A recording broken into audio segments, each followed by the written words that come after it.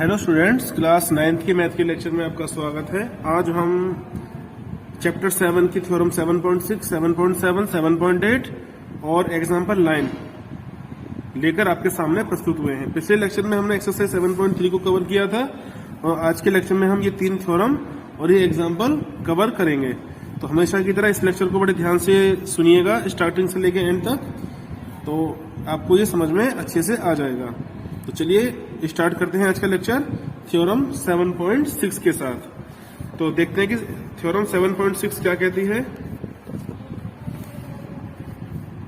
Theorem 7.6 का statement है, if two sides of a triangle are unequal, यदि किसी ट्राइंगल की दो साइड बराबर नहीं है, असमान है, the angle opposite to the longer side is larger, तो जो लॉन्गेस्ट साइड होगी उस ट्रायंगल की, उसके सामने वाला जो एंगल होगा वो भी तीनों एंगल में सबसे बड़ा होगा। तो इसको हम समझते हैं डायग्राम बना के। तो ये है अपने पास कोई ट्रायंगल और यहां पर मैं कुछ इनकी लंबाई लेके चल रहा हूं। इनकी लेंथ इसकी हमने मानी है, देखिए ये हमारा ट्रायंगल है एबीसी और इसकी हमने साइड मानी है, एबी की लेंथ 5 सेंटीमीटर, बीसी की लेंथ 4 सेंटीमीटर और एसी की लेंथ 3 सेंटीमीटर। तो सबसे बड़ी साइड कौन सी है इस ट्रायंगल की? एबी।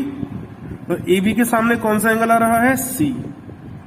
तो ये जो सी होगा सबसे बड़ा होगा इन तीनों में। तो क्या लिख सकते हैं? Angle C is greater than angle A and angle C is greater than angle B. ये है थ्योरम 7.6 की मीनिंग। तो किसी भी त्रिभुज की जो सबसे बड़ी भुजा होगी उसके सामने वाला एंगल भी सबसे बड़ा होगा। क्लियर है? अब बात करते हैं थ्योरम 7.7 की। तो 7.7 इसका जस्ट रिवर्स है। पहले इसका पढ़ते हैं स्टेटमेंट। क्या कहती है? In any triangle the side opposite to the larger angle is longer. तो किसी ट्रायंगल में किसी सबसे बड़े एंगल के सामने वाली साइड भी सबसे बड़ी होगी। तो इसी ट्रायंगल में हम समझते हैं इस थ्योरम को। ये हमने सपोज करिए कोई लेंथ नहीं दे रखी, अब हमें एंगल दे रखे हैं। ये है सपोज कितना मान लें इसको, 80 डिग्री, ये 70 डिग्री, कितना हुआ, और ये 30 डिग्री। तो अब कैसे पता करें कि कौन सी साइड सबसे बड़ी होगी? तो ये थ्योरम ये कहती है कि अगर ट्रायंगल में तीनों एंगल अलग अलग हैं तो सबसे बड़े एंगल के सामने वाली साइड सबसे बड़ी होगी। तो सबसे बड़ा एंगल कौन सा है? 80। तो 80 के सामने कौन सी साइड आ रही है? AB। तो AB, BC और CA में जो सबसे बड़ी साइड होगी वो AB होगी। तो क्या लिख सकते हैं? AB is greater then BC and AB will also greater than AC। तो AB BC से भी बड़ी है और AB AC से भी बड़ी है। यह है थ्योरम 7.7 की मीनिंग। अब बात करते हैं थ्योरम 7.8 की। क्या कहती है theorem 7.8? The sum of any two sides of a triangle is greater than the third side. किसी भी ट्रायंगल की दो साइड का जो सम होगा वो थर्ड साइड से बड़ा होगा। इसको भी समझते हैं ट्रायंगल की हेल्प से। तो पहले हम एक ट्रायंगल ड्रॉ करते हैं।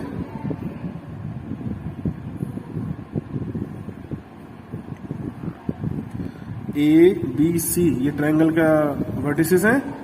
हमने यहां पर लिखा 7 सेंटीमीटर, यहां पर लिखा हमने 5 सेंटीमीटर और यहां पर लिखा हमने 3 सेंटीमीटर।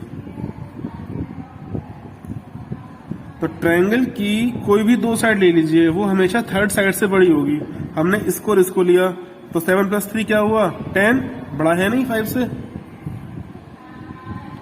अब इन दोनों को ले लो, 7 + 5 12, बड़ा है नहीं 3 से। अब इन दोनों को ले लो, 5 + 3 8, बड़ा है नहीं 7 से, बड़ा है, तो ये मतलब होता है। तो क्या लिख सकते हैं, sum of any two sides is greater than third side. ये मतलब है इस स्टेटमेंट का। तो उम्मीद करता हूं कि समझ में आपको आ रहा है और आ गया होगा। ये तीनों थ्योरम आपको समझ में आ गई होंगी। अगर कोई डाउट है तो आप मुझसे कमेंट करके पूछ सकते हैं। ठीक है, अब चलते हैं हमारा लास्ट टॉपिक एग्जाम्पल 9। तो एग्जाम्पल 9 देखते हैं क्या कहता है। D is a point on side BC of a triangle ABC। तो ट्राइंगल ABC की साइड BC पर कोई पॉइंट D है, सच दैट इस प्रकार से है कि AD is equal to AC। जो AD है वो AC के बराबर है। शो दैट, तो हमें यह दिखाना है कि AB is greater then AD। जो AB है वो AD से बड़ा है, हमें ये प्रूव करना है।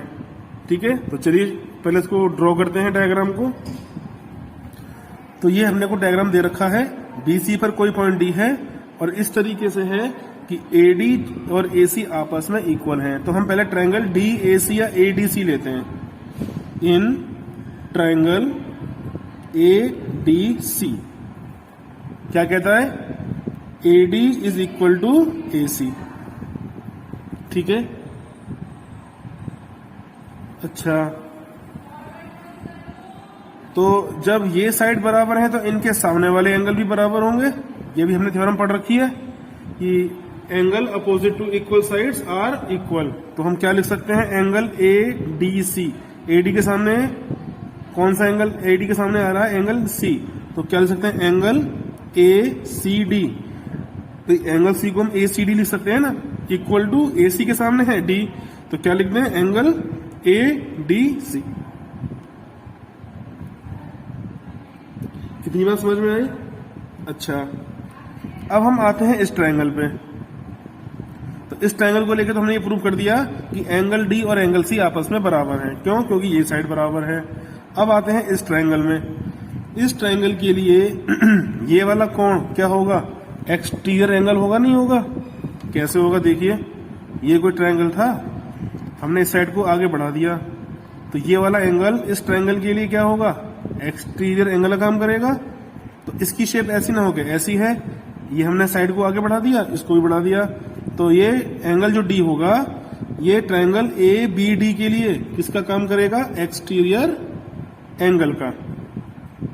ठीक है, तो क्या लिख सकते हैं, angle ADC is the exterior angle for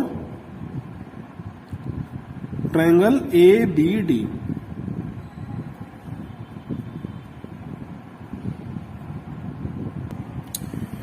तो जो एक्सटीरियर एंगल होगा ना, बताया प्रॉपर्टी की जो एक्सटीरियर एंगल होता है वो अपोजिट एंगल्स के सम के बराबर होता है। This is equal to this plus this. अगर मैं खाली इसको लूं तो ये वैल्यू छोटी होगी, नहीं होगी इससे, और इसकी वैल्यू इससे बड़ी होगी, तो इसकी वैल्यू इससे भी बड़ी होगी और इससे भी बड़ी होगी अगर हम अलग अलग देखें तो। लेकिन अगर हम इन दोनों को जोड़ दें तो इसकी वैल्यू इसके बराबर हो जाएगी। तो हम क्या लिख सकते हैं, angle ADC is greater than angle ABD। अब एंगल ADC किसके बराबर है, ACD के। ये हम लिख चुके हैं ना, यहाँ पे प्रूव कर चुके हैं। तो angle ACD is greater than angle ABD। अब देखिए, मैं ACD बोलूं या ACB बोलूं, एंगल C तो फिर भी बराबर रहेगा ना, एंगल C की वैल्यू चेंज थोड़ी होगी भाई। एंगल ACD तो भी एंगल C आ रहा है, और ACB लें तो भी C आ रहा है। तो ABD लेने से या ACD लेने से या ACB लेने से C की वैल्यू पर कोई फर्क नहीं पड़ रहा। तो मैं एंगल ACD की जगह क्या लिख सकता हूं, angle ACB is greater than angle ABD।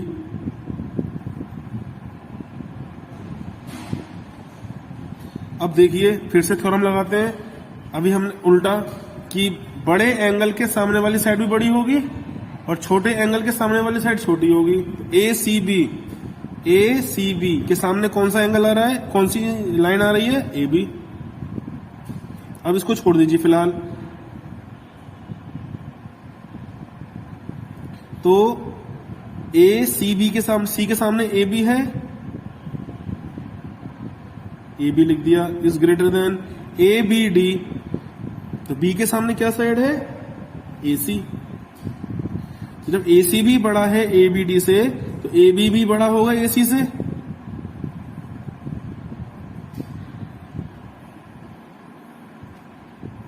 और ए सी हमारा किसके बराबर था, ए डी के। तो मैं ए सी की जगह ए डी पुट कर सकता हूं। तो A D is greater than A B is greater than A D, और यही हमको प्रूव करना था। तो इस तरीके से एग्जाम्पल लाइन होगा। तो मैं उम्मीद करता हूं कि आपको ये समझ में आ गया होगा अच्छे से। एक दो बार अपने हाथ से करेंगे तो और अच्छा समझ में आ जाएगा।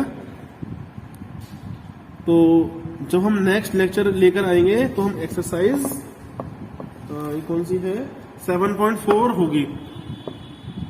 ठीक है, तो जो भी आपके व्यूज हैं इस वीडियो को लेकर वो जरूर लिखें, अपने फ्रेंड्स को शेयर करना। और कोई डाउट हो तो आप मुझसे कमेंट करके पूछ सकते हैं। तो नेक्स्ट लेक्चर में आपसे फिर मुलाकात होगी। Till then good bye.